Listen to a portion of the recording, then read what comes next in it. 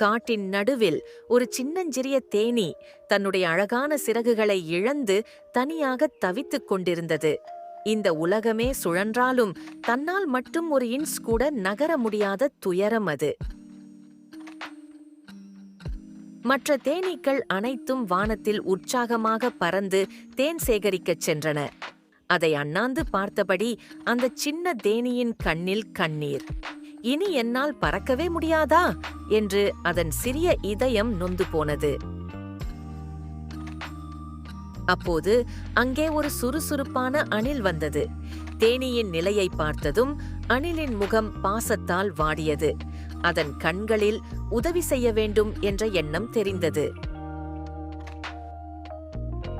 அணில் தன் நீண்ட வாளால் தேனீயின் கண்ணீரை துடைத்து, நான் உனக்கு உதவுகிறேன் என்று சைகை செய்தது.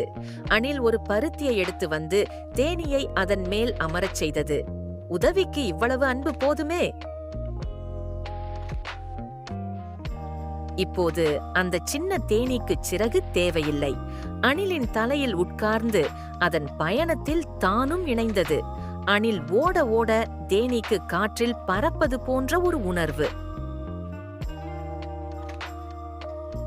நட்புக்கும் கருணைக்கும் சிறகுகள் தேவையில்லை என்பதை அந்த சிறிய தேனீயும் அணிலும் உலகிற்கு உணர்த்தின.